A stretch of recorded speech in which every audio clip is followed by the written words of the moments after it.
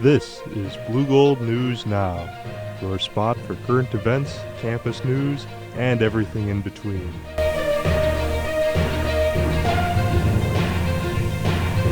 Now, live from Tower's basement, it's BNN with our hosts Alex Rubio and Marissa Day.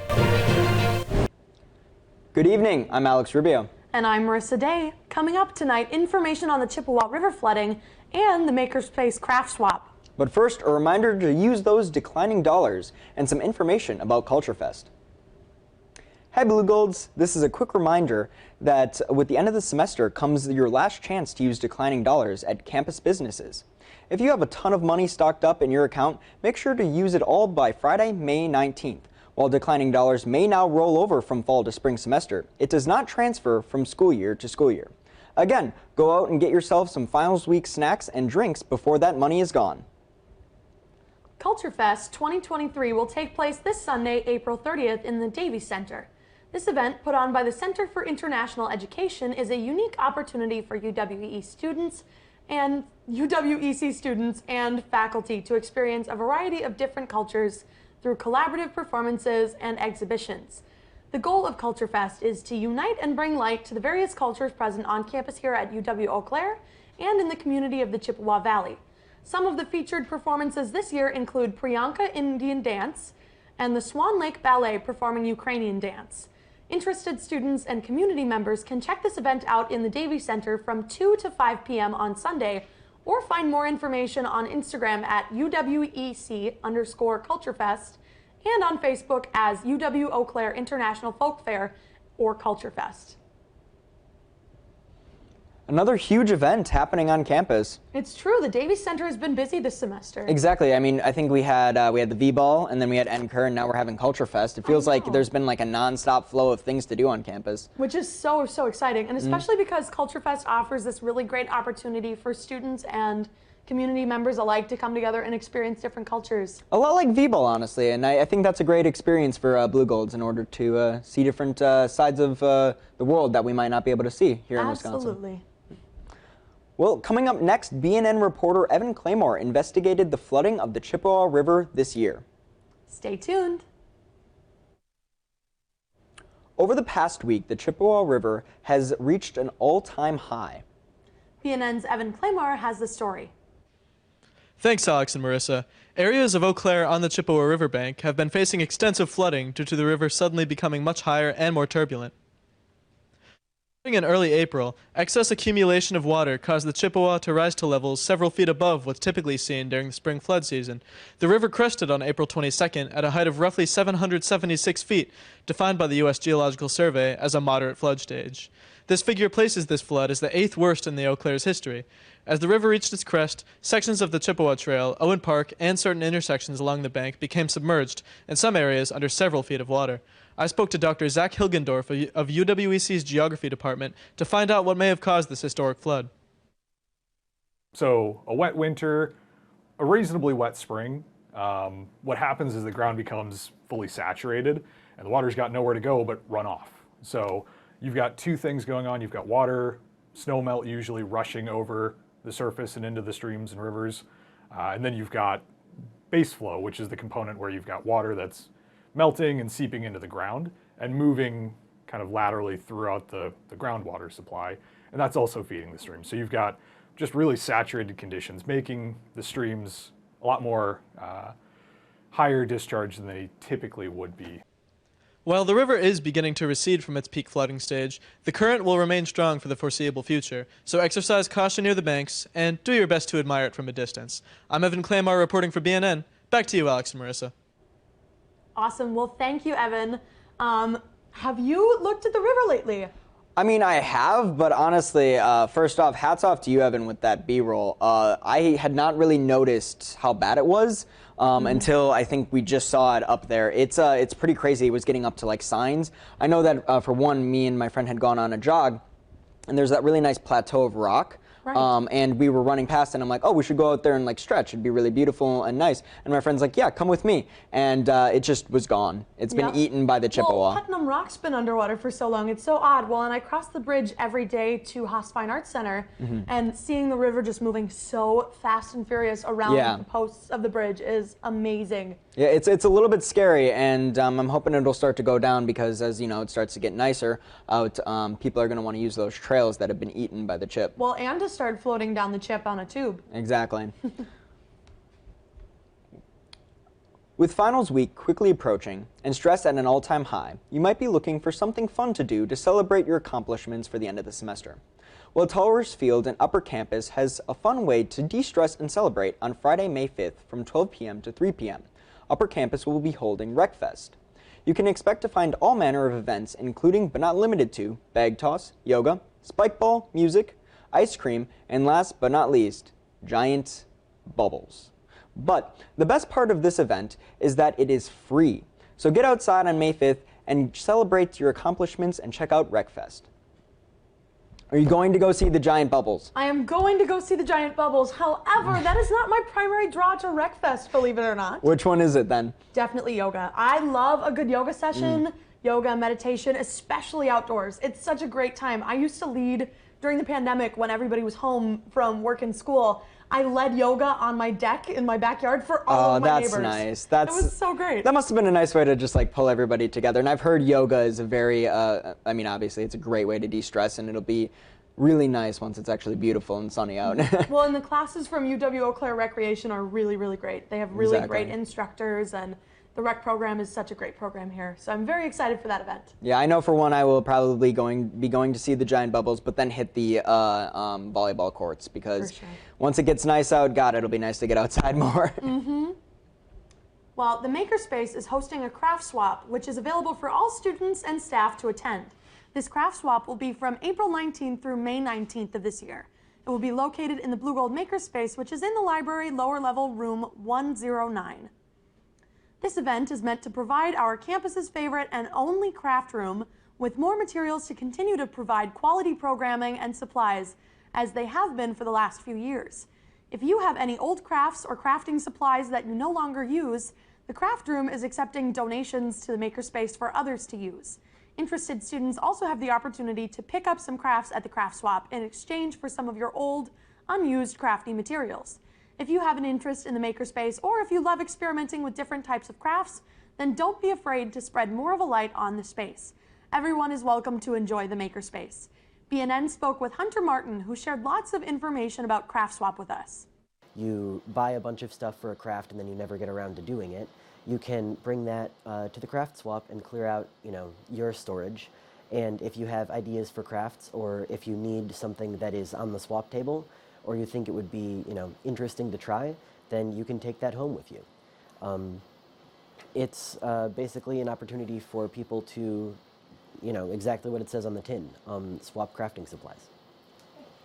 The craft swap is accepting donations or swaps of craft supplies until May 19th.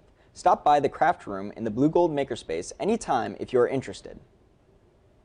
Well, Alex, that sounds like a really awesome opportunity. I, for one, have been able to use the craft room in the Makerspace before in the library, and it's a really good time down there. No, it's actually, if you haven't checked out the Makerspace, it's a very interesting place to be. They have 3D printers if you're interested in trying to make models, all types of different yarns and fabrics if you're looking for sewing or knitting or quilting or anything. They have, honestly, it's just a crafty area, and it's such a cool place to just check out if you're interested in trying to, maybe on a Sunday you don't have much to do and you just want to chill. Well, and absolutely, and during the year they've led such fun programming, like learning how to knit or quilt or 3D print, and they have all these different workshops that are available to students. Really, really fun opportunities with great instruction. Yeah, there's a lot to do on campus. Sometimes it's just going down into the basements of places and finding it. Because I know for one, I would have never found it. Yeah, exactly, just like our office. Awesome. Well, coming up after the break, Favorite Things is back, and Alex and I will be sharing our favorites from the week.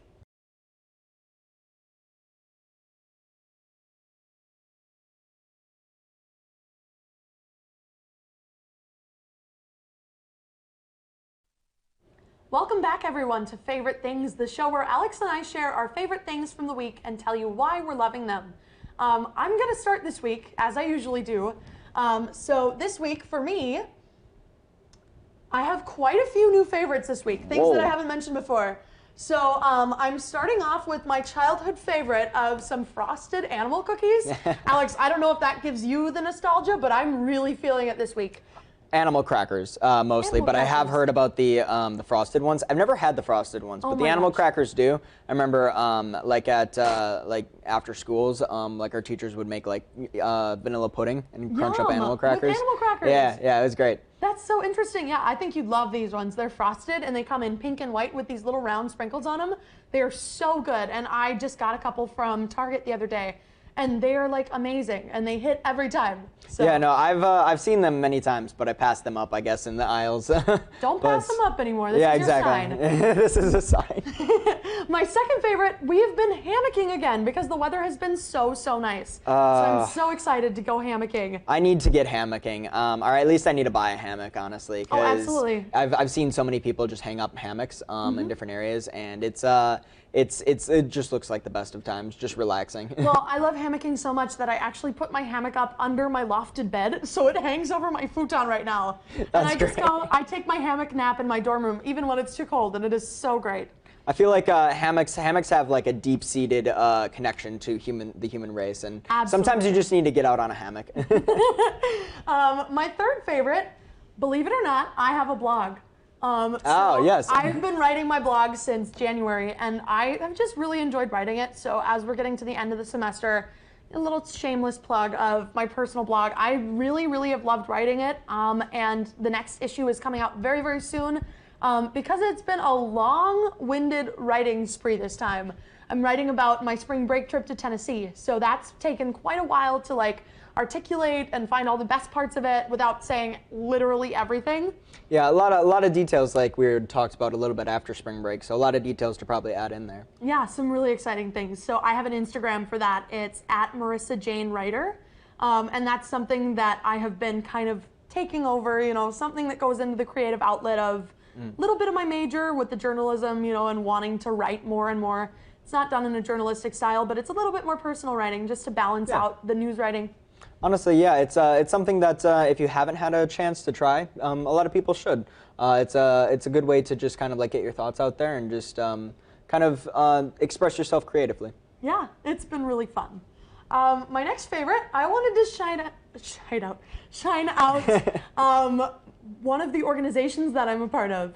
So the campus ambassadors are around, and you probably have seen them a billion times if you live in suites or towers or do anything on lower campus, because they're giving campus tours, and it's a kind of organization that I'm a part of. I hadn't seen campus tours. No, I didn't. I hadn't seen any going on campus. Definitely not going down the hill. Definitely not. No, I've seen a lot of people getting tours, and I remember myself getting a tour. I think it was around the middle of December when it was absolutely cold, so not really sure why I was like, oh yeah, this is the perfect place to go. Right? Well, I toured in March, so it was really cold, but I decided to start giving campus tours this semester after I was nominated to be a part of the organization, and I just have loved it ever since. It has been so fun. So we do these things at our meetings called shines, and that's why I got my words mixed up at the beginning, because it's a shine to different people for these different things. It's shouting out someone for something great that they did or something about them.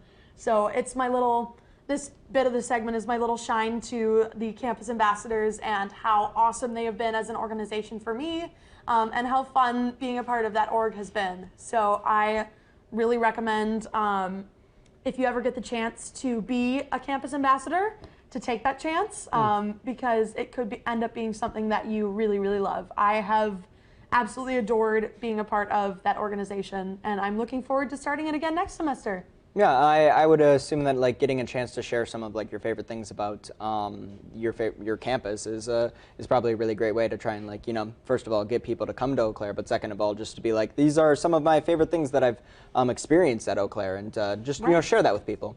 Right. Well, and a good chance to plug TV10 too. Exactly. My last favorite today is a little bit different than some of the other ones.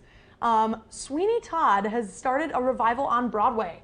And you can see the playbill up there. How cool is that playbill? Yes, Sweeney Todd is a great play. Well, and it's so exciting because the all-star studded cast is just so talented, and I've been following all of their different progression with, you know, putting on this show on Broadway again and bringing up the revival, because it's a very iconic, like one of the very few horror musicals that like would be considered a classic among many people.